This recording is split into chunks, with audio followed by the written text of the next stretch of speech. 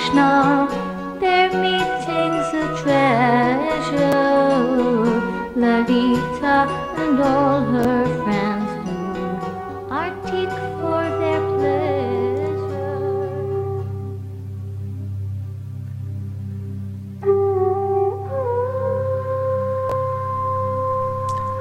Adi Leela, Chapter 9.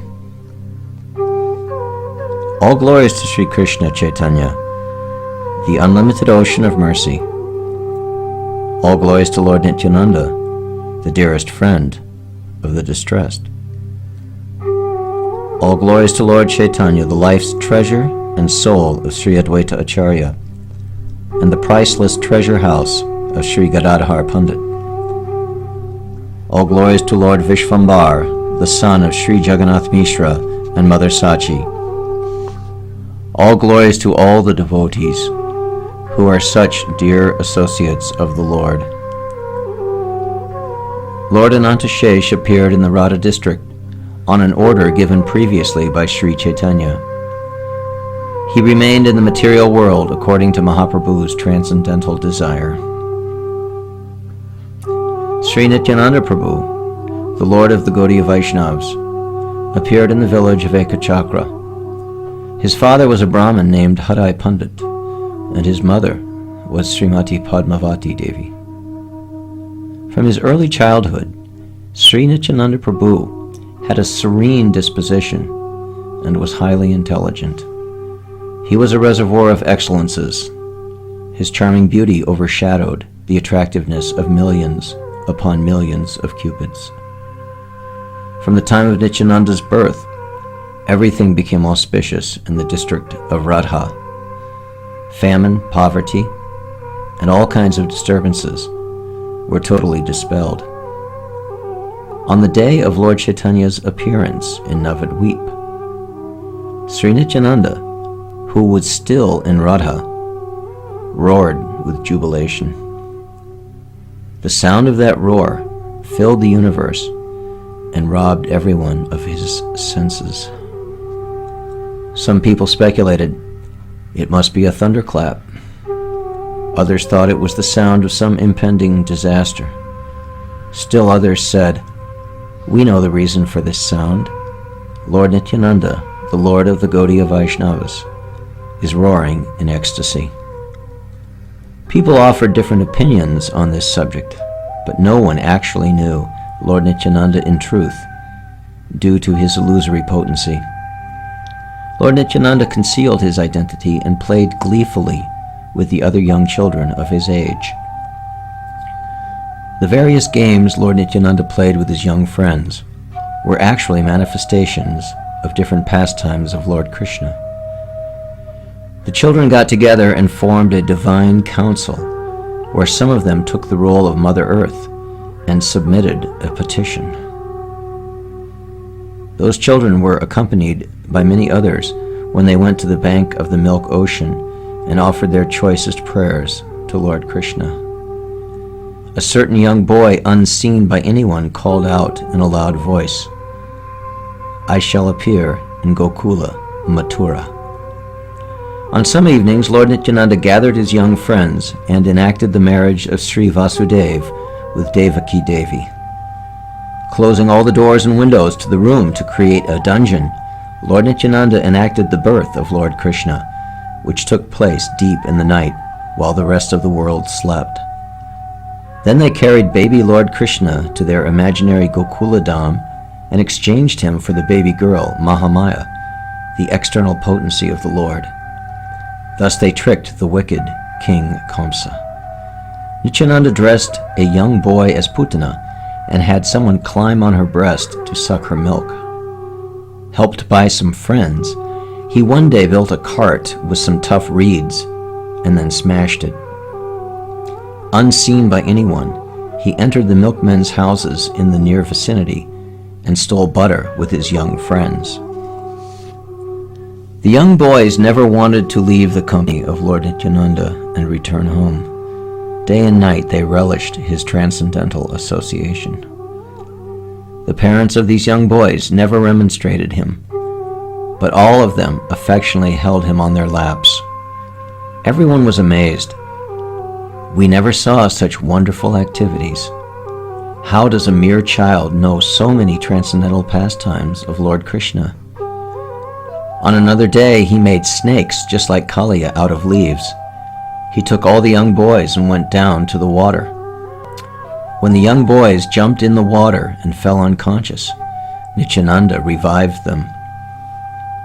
One day he went to the forest of tala trees with his young friends. After killing the donkey demon Dhanaka, he enjoyed tala fruits with everyone else. When he would take his young friends out to graze cows, they would enact many different pastimes. Once he dressed them as Bakasura, Aghasura, and Vatsasura, and then enacted Lord Krishna's pastimes of killing those demons. Playing his horn all the way, he would return home at sunset with the cows and his young friends. One day he enacted the pastime of lifting the Govardhan hill. Another day he recreated Vrindavan Dham and played about while remembering its many different places. He performed the pastime of stealing the clothes of the Braja cowherd damsels, and he also met the wives of the Brahmins who were engaged in performing sacrifices. Someone would occasionally dress up as Narada Muni, complete with dress and beard, and give secret counsel to Kamsa while sitting in a secluded place. Once a young boy, dressed as Akura, enacted the Leela of taking Lord Krishna and Balaram from Vrindavan to Mathura on the order of the cruel king Kamsa. Taking the part of the Braja Gopis, Nityananda wept bitterly in a mood of intense separation. His tears flowed like a gushing river, and all the boys looked on in amazement. Being deluded by the illusory potency of Lord Vishnu, no one could understand the truth about Lord Nityananda. Oblivious to his identity, the young boys played happily with him. After recreating Mathura in their play, Lord Nityananda roamed about the city with his young friends. Someone dressed up as a gardener, and someone else adorned himself with a flower garland. He dressed someone as the hunchbacked woman from Mathura and enacted the pastime of going to her place to be smeared with fragrant sandalwood paste. Next he made a bow, strung it, and then broke it in the midst of great tumult. Acting like Krishna, Lord Nityananda pretended to kill the mad elephant Kuvalaya and the two wrestlers Chanura and Mustika in the arena of Kamsa. Then he sought out the young friend who was dressed as Kamsa, pulled him down by his hair, and straddled his chest. He danced jubilantly with his young friends after the mock killing of cruel King Kamsa. Everyone who watched the drama laughed in appreciation. In a playful mood, Lord Nityananda imitated the many different transcendental pastimes of the incarnations of the Supreme Godhead, Krishna and Balaram. One day, Lord Nityananda became Lord Vamana, making someone else take the part of Bali Maharaj. He enacted the pastime of Lord Vamana tricking King Bali out of his vast kingdom, which extended throughout the three worlds. Someone acting as Sukracharya appeared in an old man's attire and forbid Bali Maharaj to entertain Lord Vamana's request for 3 paces of land. But King Bali granted Lord Vamana's request, and the Lord blessed him by placing his lotus feet on the king's head. One day, Lord Nityananda became Lord Ramachandra and built a bridge across the ocean to Lanka. All the young boys dressed as monkeys to form a monkey army for the Lord. Shouting Jai Raghunath, they felled some castor oil trees and threw them on the water, imitating Lord Ram's monkeys throwing rocks in the water to build a bridge. Another time, Lord Nityananda played Sri Lakshman. Taking his bow in hand, he stalked off angrily to meet Sugriva. "O you wretched monkey, my lord is in anguish. If you care for your life, then come right now. Ramachandra awaits us anxiously in Malyavan mountain, and here you are enjoying in the midst of women." On another day he chastised Sri Parashuram with mounting fury. "I am not to be blamed for this, O Brahman. Now run away immediately." Lord Nityananda was extremely adept when accepting the role of Lakshman. But the young boys thought it was all in fun. They were unable to grasp its recondite significance. The young boys dressed up as the famous 5 monkeys, and the Lord, as Lakshman, inquired from them, "Who are you? I see all of you belong to the monkey race, but why are you roaming in the forest? I am the servant of Raghunath, Lord Ramachandra. Please introduce yourselves." They replied, "We are roaming in the forest in fear of Bali. Please take us to Lord Ramachandra so that we may accept the dust from his lotus feet."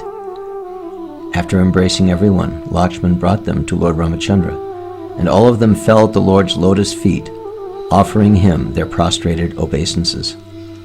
One day, Lord Nityananda enacted the pastime of killing Indrajit, and another day he lost himself in the emotions of Lakshman.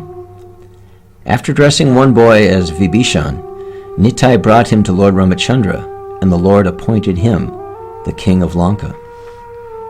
One boy approached Nitai and said, "I am Ravana, the demon king. I shall discharge my most powerful Shakti Shila weapon at you. Avert it if you can, Lakshman." Challenging Lakshman with these words, the boy threw a lotus flower at Nitai. Engrossed in Lakshman's battle mood, Nitai fell back and dropped to the ground unconscious. Despite the boy's efforts to rouse him, Nitai lay there unmoving.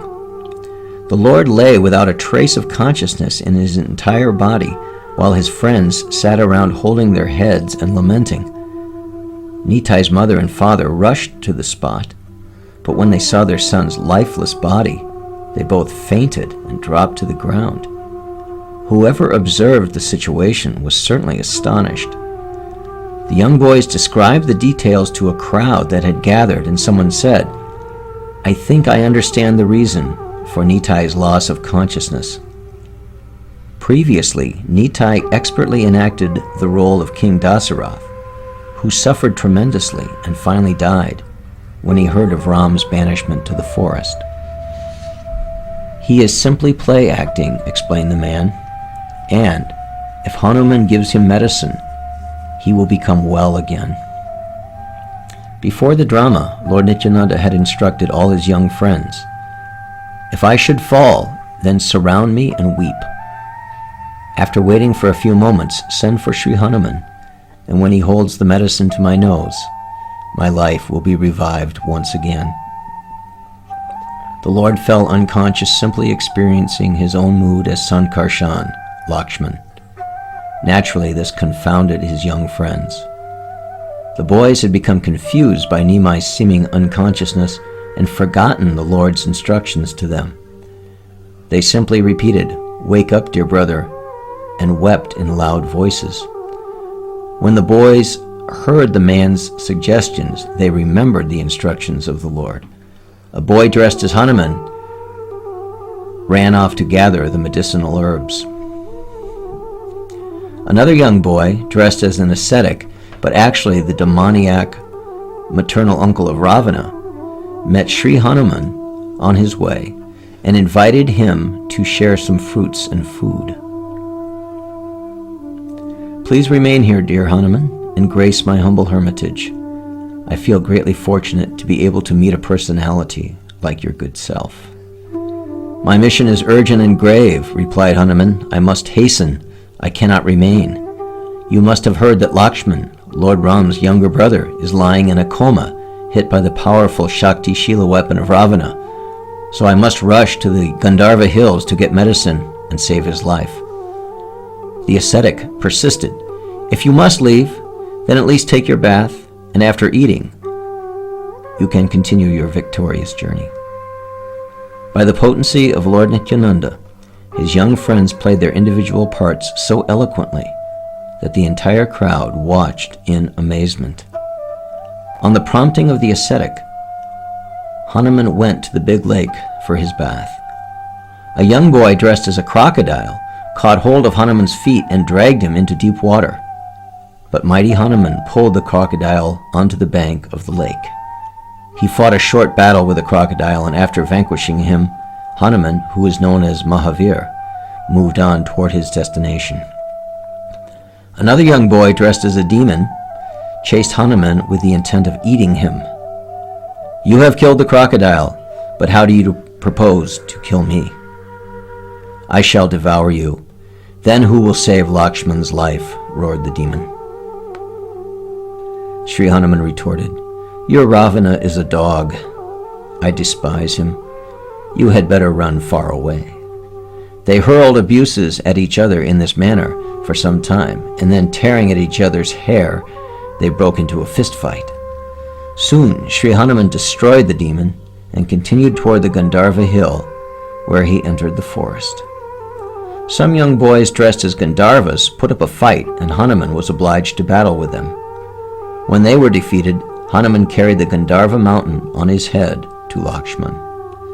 Another young boy dressed as a physician placed the medicine next to Sri Lakshman's nose, thinking of Lord Sri Ramachandra.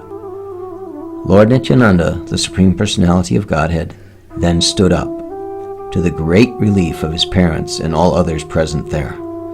Sri Hadai Pandit hurried to Nitai and took him fondly on his lap. The young friends felt light-hearted and jubilant.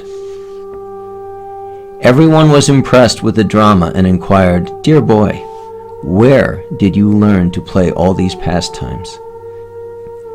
Nitai smiled and replied, "These are all my transcendental activities." In his early years, Lord Nityananda was an extremely handsome child. Who could resist holding him to their heart's delight? The people of Radha loved him more than they loved their own sons. Yet no one could recognize him as the Lord. His associates were deluded by the illusory potency of Lord Vishnu. Lord Nityananda played in this manner throughout his childhood. His only source of pleasure was the wonderful pastimes of Krishna, which he enacted. Away from their homes, the young friends of Nityananda enjoyed his sweet company. I offer my countless obeisances at the feet of all those young associates of Lord Nityananda who enjoy pleasurable pastimes with him. From his childhood, Nityananda's only inclination was to relive the transcendental activities of Lord Krishna. Who can describe the unlimited superhuman pastimes of Lord Ananta Shesh, Sri Nityananda? Only by his mercy can proper percipience manifest within the heart. Lord Nityananda lived at home for 12 years, continuously enacting such pastimes. Thereafter, he left on pilgrimage. He traveled to different places of pilgrimage for 20 years. Then he at last met Sri Chaitanya. Please hear the narrations of Lord Nityananda's travels to different places of pilgrimage, as I have written in this Adi Khanda portion of the book. Whoever criticizes the Lord and his activities in any way is certainly a mischievous, sinful atheist. This Supreme Personality, Lord Nityananda, who liberated the entire universe, is surely the unlimited ocean of mercy. By his grace, I am able to know the transcendental truth of Lord Chaitanya. And by the same grace, the divine glories of Lord Chaitanya are revealed to me. Hear attentively the description of the pilgrimage of Lord Nityananda, the most beloved associate of Sri Chaitanya. The first holy place Lord Nityananda visited on his journey was the temple of Vakreshwar. Thereafter he roamed the forest of Vaidyanath all alone. After visiting Gaya Dham, Nityananda went to Kashi, the principal pilgrimage place for the Shivites, which is situated on the banks of the Ganga as she flows swiftly westward. Lord Nityananda was exhilarated by drinking and bathing in the waters. Yet for some reason, his longing and fatigue clung to him. In Prayag, the Lord bathed at the river's confluence in the early hours of a chilly Magh morning. Then he proceeded to Mathura, where he had appeared in a previous yuga. There he visited Lord Krishna's birthplace. Attracted by the river Jamuna, the Lord sported in her gentle waters at the bathing place named Vishramghat. He then circumambulated Govardhan Hill and experienced spiritual ecstasy. One by one, the Lord visited all 12 forests, including Sri Vrindavan, and roamed at will in their shady woods. In Gokula, the Lord saw the residence of Nanda Maharaj. In ecstasy, he sat down and wept profusely. The Lord then offered worship to the deity of Lord Madan Gopal and went to Hastinapur, the famous fortress city of the valiant Pandavas. Lord Nityananda wept, being intensely moved by the sanctified place of the elevated devotees of the Supreme Lord. However, the residents of that place could not comprehend such emotions due to their lack of devotional sentiments. The visit to Hastinapur brought back memories of Lord Balaram's activities, and Lord Nityananda called out, "Save me, O Lord Haladhar." In this way he worshipped the holy place. Thereafter, Sri Nityananda traveled to the holy city of Dwarka and bathed in the ocean, feeling great spiritual bliss. Next he went to Siddhapur. That place was rendered holy by the presence of Lord Kapila. After that, Nityananda went to Matsya Tirtha, where he gave away grains in charity on the occasion of a big festival. The Lord visited Shiva Kanchi and Vishnu Kanchi. Being the original Supreme Person, Nityananda was amused at the fanatical conflict that existed between the followers of Lord Shiva and Lord Vishnu. He traveled to Kurukshetra, Pritudak, Bindu Sarovar, Prabhas, and Sudarshan Tirtha. Then he went to Tritakup, Visala, Brahmatirtha, and Chakratirtha. With exhilarated spirits, Nityananda then traveled to Pratisrota, where the Prachi Saraswati flows gently into the ocean. From there he visited the forest of Naimisharanya. Lord Nityananda traveled to the city of Ayodhya. Seeing the birthplace of Lord Ramachandra, he felt spiritual ecstasy moving him to shed profuse tears of divine love. Then he traveled to the tribal kingdom of King Guhak, Sringavarapur. King Guhak reigned during the time of Lord Ramachandra, and in that holy place, Sri Nityananda fell into a massive ecstatic trance. When Sri Nityananda thought of his devotee, the tribal king of Guhak, he went into an ecstatic trance for 3 days. Lord Nityananda visited the different forests in which the Supreme Lord Ramachandra once roamed. His feeling of separation from the Lord made him roll on the ground in anguish. Then the Lord went to the spot where the holy Sarayu River quietly flows in Ayodhya. After bathing in the water of the Kasuki River, he continued to Pulasta Ashram, a most sanctified place. Thereafter, Sri Nityananda went to Gomati and bathed in the waters of Gandaki and Sona. He climbed the Mahendra hill, where he offered obeisances to Lord Parasaram. From there he traveled to Haridwar, the source of Mother Ganga. He visited Pampa, Bhima, Godavari, Bainva, and in the Bipas or Vyas River.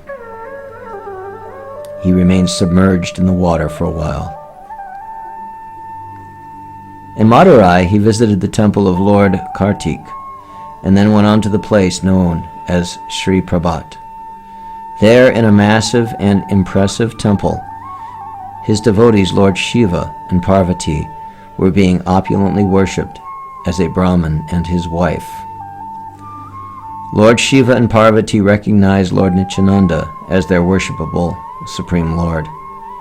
The original son Krsna appeared before them as a pilgrim in mendicant's dress. Shiva and Parvati joyfully received their exalted guest and attended to him affectionately.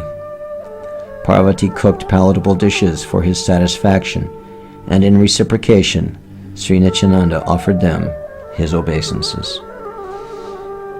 Only Lord Krishna knows the confidential topics that transpired between them. But thereafter, Lord Nityananda went to the Dravida territory. He traveled through different pilgrimage spots, touching upon the places of Vyankatanath, Kamakoshtipuri, and Kanchi, arriving at last at the sacred river Kaveri. Then he proceeded to the famous holy place of Srirangam, where merciful Lord Sri Raghunath received opulent worship from his devotees. Thereafter, Lord Nityananda visited Harikshetra. He then visited Rishabh Hills, Madurai, Kritamata, Tamraparai, and Uttarajara. In the Malaya Hills, he went to Agastya's hermitage, and all the residents were spiritually enthralled by having such a divine personality as their guest.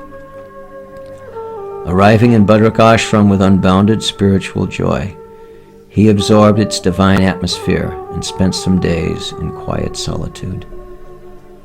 From there he trekked to the hermitage of Srila Vyasadeva, who immediately recognized Lord Nityananda as his worshipable Lord Balaram. He cared for his guest attentively, and Sri Nityananda reciprocated by offering his obeisances to Srila Vyasadeva. Continuing his travels, Lord Nityananda came across a place where a number of Buddhist monks were sitting around. He made a few inquiries there, but none of the monks would reply. This sparked his anger, and he chastised them for their misbehavior by kicking each one in the head. The Buddhists dispersed in fear, and the Lord continued his journey, strolling fearlessly through the forest. Sri Nityananda traveled south to Kanyakumari and saw the beautiful deity of Durga Devi installed near the shore of the Indian Ocean at the southern tip of India. He also went to Sri Avantapur and the Pancha Apsara Lake. In Gokarna, he visited the temples of Lord Shiva. In Kerala and Trigarla, he went house to house, showering his causeless mercy. He crossed most of the rivers that flowed down from the Vindhya hills and covered the tract of land south of the Vindhyas known as Payanchi. Then he wandered a while in Tapti.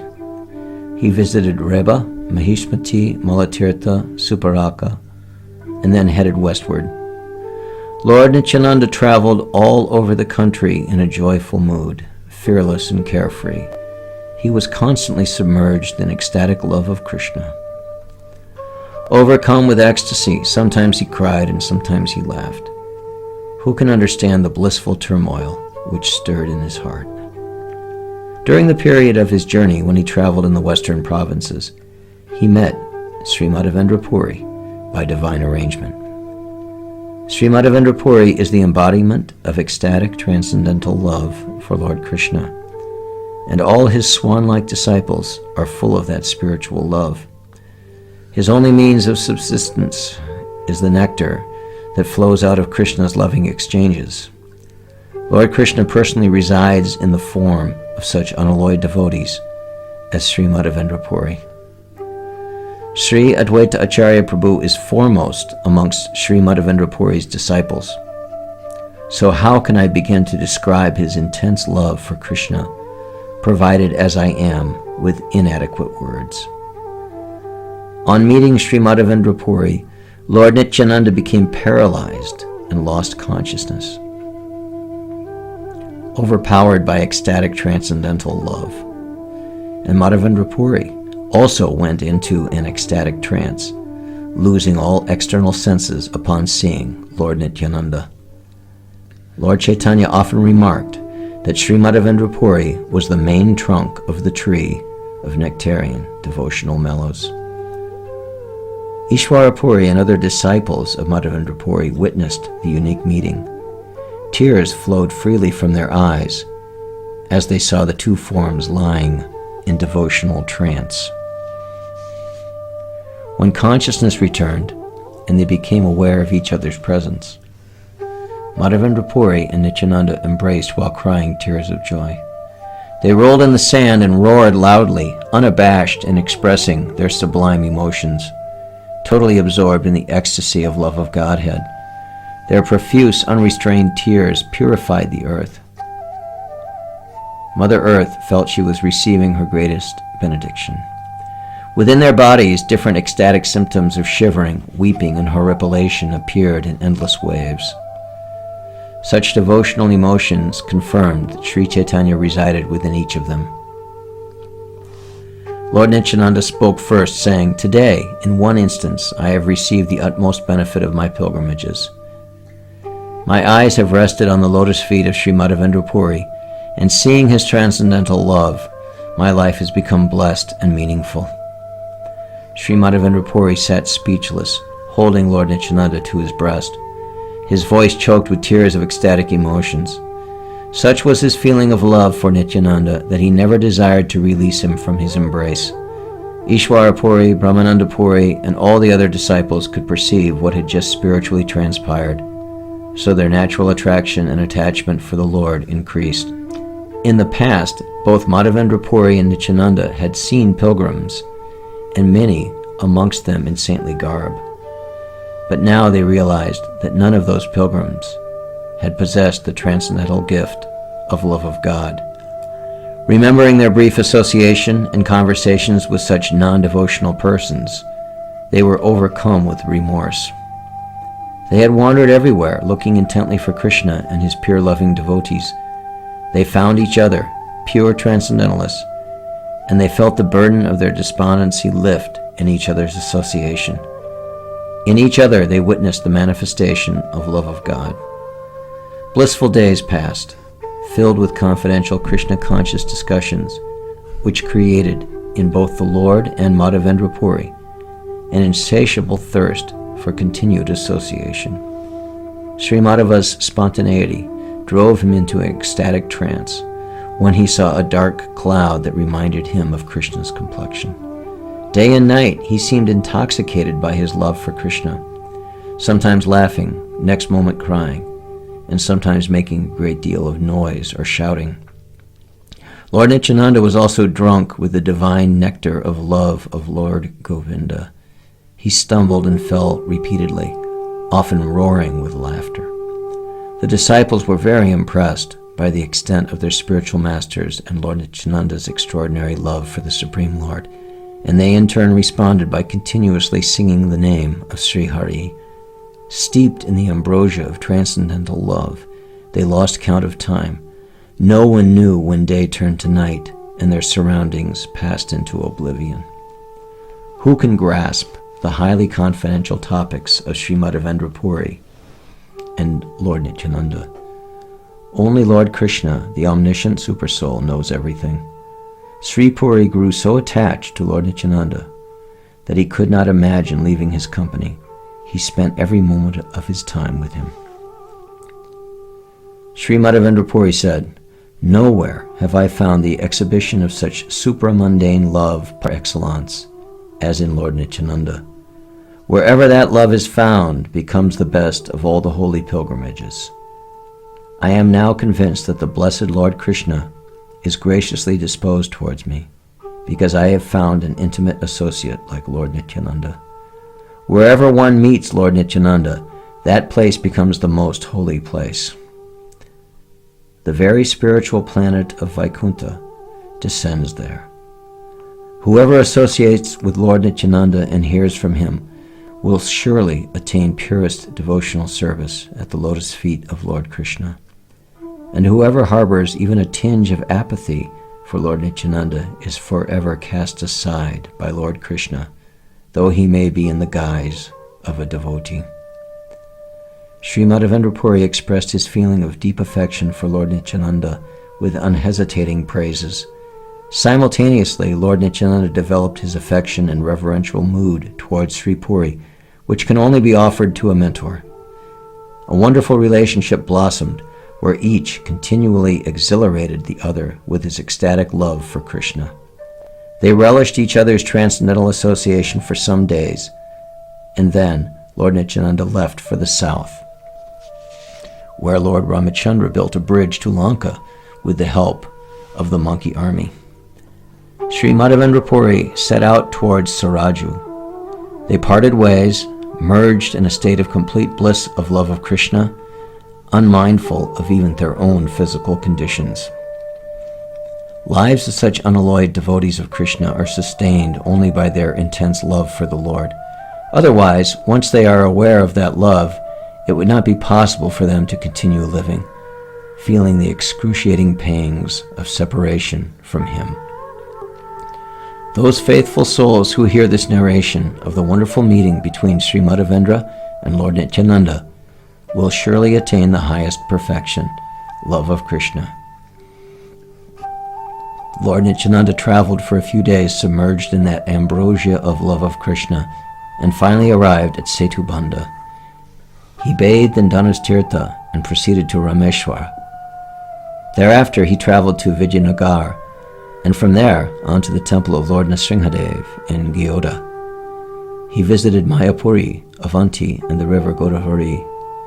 This time the Lord decided to go to Jagannath Puri, and on the way he visited Tirumala and Karmakshetra. The Lord saw the high, fluttering flag of Lord Jagannath's temple, just as he entered Purushottama Kshetra Puri, and immediately he fell into an ecstatic trance. He saw Lord Jagannath as the Lord of Dwarka along with his divine associates and devotees present in that holy dham. Such visions revived Lord Nityananda's ecstatic mood, and he fell unconscious to the ground. When he regained consciousness, the different ecstatic symptoms of shivering, paling, weeping, horripilation, and loud roaring became manifest, and again he fell to the ground. Who can perceive the magnitude of Lord Nityananda's extraordinary love of God? He spent a few days more in Nilachala, and then, immersed in total spiritual joy, he traveled north to Gangasagara. How is it possible for me to describe Lord Nityananda's pilgrimage? My feeble attempt is made possible only by His grace. Caught up in the fervor of his pilgrimage, the Lord again traveled to Mathura and Vrindavan. Completely absorbed in thoughts of Krishna, Sri Nityananda was unaware of the passage of many days and nights in Vrindavan. He forgot about eating and only occasionally drank a little milk if it came to him unsolicited. Sri Nityananda could visualize his Lord Sri Chaitanya living as an ordinary boy in Navadvip.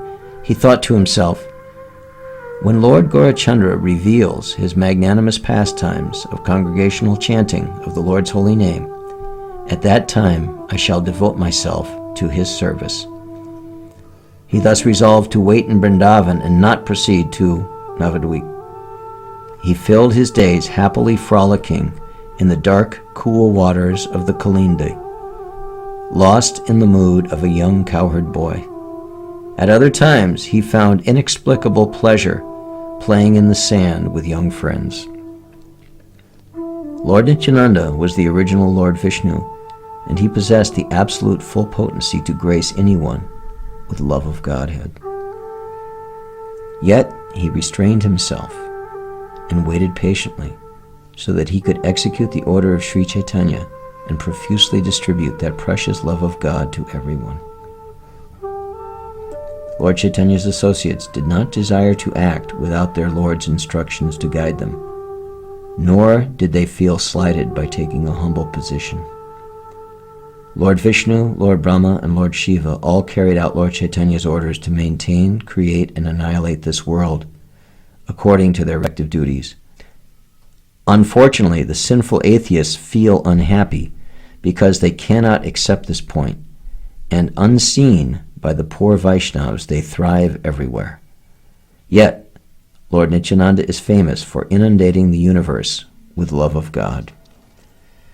Lord Nityananda is the original devotee of Lord Chaitanya. His tongue is the abode of Lord Chaitanya's glories, vibrating incessantly the sublime pastimes of Sri Gaurachandra. One can obtain full devotion at Lord Chaitanya's lotus feet simply by worshipping Lord Nityananda. All glories to Lord Nityananda, the primeval Lord. It is only by his causeless mercy that the glorious pastimes of Sri Chaitanya manifest in one's heart. and by the grace of Gaurachandra, one can become lovingly attached to Lord Nityananda. All obstacles and misfortunes in life are extirpated as soon as the knowledge of the truth about Lord Nityananda dawns upon one. Those who desire to overcome the material whirlpool and drown in the ocean of devotional service should worship Nitai Chandra. Many praise my Lord, saying, Lord Nityananda is like Lord Brahma, while others say he is very dear to Lord Chaitanya.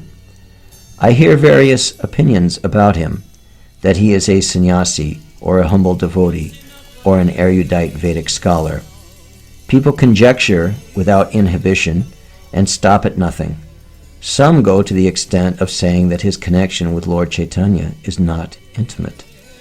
None of these affect me at all. I simply pray that his lotus feet remain impressed upon my heart eternally.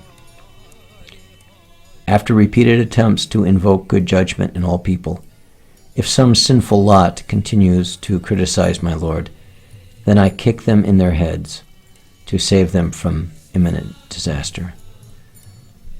Those who misinterpret the remarks of Advaita Cariprabhu or Lord Nityananda as criticism of Chaitanya Mahaprabhu should realize that those remarks were in fact shaded glorifications of my Lord. All the Vaishnava associates of Lord Chaitanya are eternally liberated and enlightened souls. What is wrongly understood to be disturbing arguments or abusive language used between them is actually one way they express their deep love for each other. An ordinary person is therefore discouraged from taking sides in such a mock fight, for if he criticizes anyone, then he places himself in a precarious position. That person who is not critical of Lord Nityananda and who is steadfast in his spiritual practices will certainly attain the lotus feet of Lord Chaitanya. I intensely yearn to see the lotus feet of my Lord and Master, Sri Nityananda Prabhu and Sri Chaitanya. Lord Nityananda is my absolute master. By taking shelter of his lotus feet, let me worship Lord Chaitanya. I greatly desire to study Srimad Bhagavatam in Lord Nityananda's presence. This is my humble submission eternally. All glories to the Supreme Lord, Sri Chaitanya. You are fully independent to act as you wish. You can give me the lotus feet of Lord Nityananda or separate me from them. I pray that you, my Lord Chaitanya, be merciful to me and grant that my whole heart and soul remain fixed at your lotus feet and at the lotus feet of Sri Nityananda. Nitai Chandra is devoted exclusively to you, so no one can attain his shelter without your blessings. Lord Nityananda roamed throughout Vrindavan, waiting for Lord Gaurachandra to manifest his pastimes openly. Lord Nityananda's pilgrimage was part of his transcendental pastimes. Whoever hears these narrations with devotion is crowned with the most precious gem of success, love of Godhead. Lord Krishna Chaitanya and Lord Nityananda are my heart and soul. Their humble servant, Vrindavan Das, offers his song at their lotus feet.